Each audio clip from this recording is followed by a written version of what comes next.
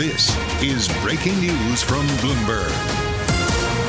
Hamas says Israel killed its political leader Ismail Haniyeh in an airstrike on Tehran.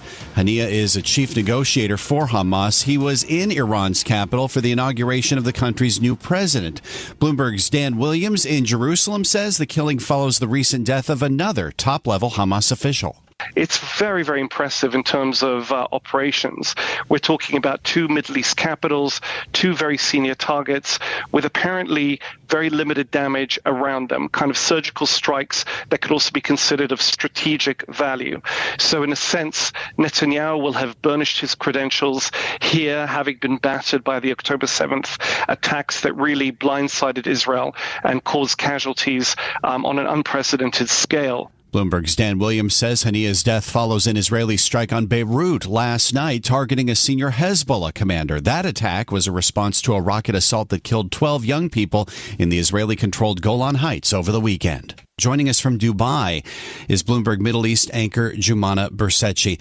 Joumanna, good morning. It has been a rapidly developing series of situations in just the last 7-hour span between the killing of the Hezbollah commander and now the death of Ismail Haniyeh. What is the risk of further escalation at this point? Well, at this point, the risk of further escalation is certainly a lot higher than it was 24 hours ago. Two senior commanders taken out in the space of 12 hours. As you rightly point out, the strike in Beirut took out a senior Hezbollah commander very close to Hezbollah leader Sayyid Hassan Nasrallah. But then the strike in Iran was also a very surprising development. Ismail Haniyeh, the leader of Hamas, was killed in that assassination. And the interesting thing is that it happened on Iranian soil. And because of that, the comments that have come out of Iran just in the last couple of hours or so have been very inflammatory. The president, the new president who was receiving his inauguration ceremony yesterday, put out a statement saying, "We will defend our territorial integrity."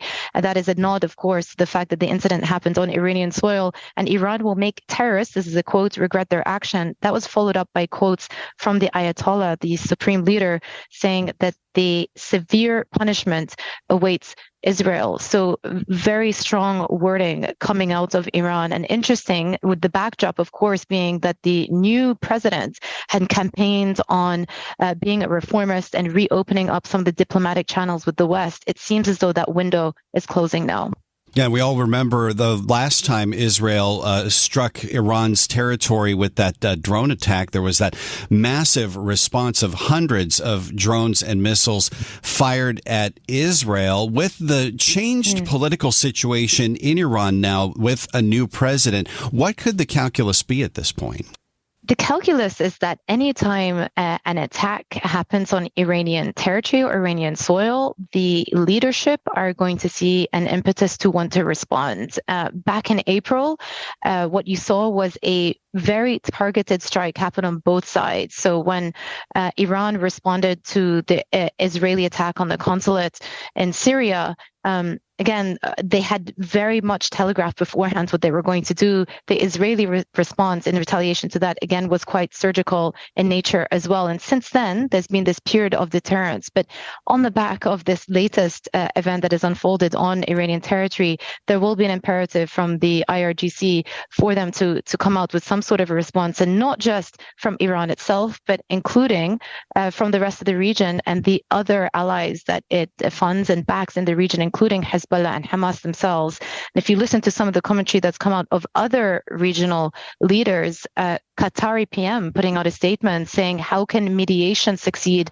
when one party kills negotiator? Here, giving a nod, of course, to the fact that Ismail Haniyeh was the chief negotiator with these ceasefire discussions. Those also seemingly being put on hold as well. Now, I wanted to get a little bit more into that as well. As you mentioned, he was one of the key negotiators in ceasefire talks in Gaza. Where do those negotiations stand now? Where could they go?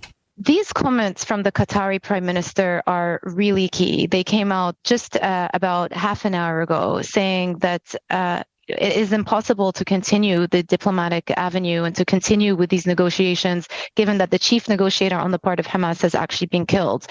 So it does raise a lot of questions as to the avenue forward from here.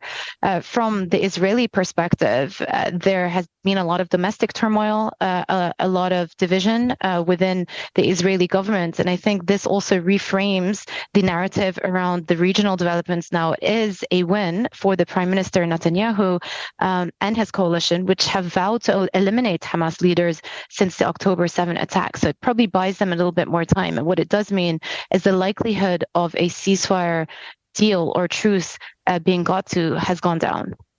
Bloomberg's Joumanna Bercetche with us from Dubai this morning. I know it's been a very busy time for you, Joumanna, so thank you for giving us some of your time this morning. Joumanna Bercetche from Dubai.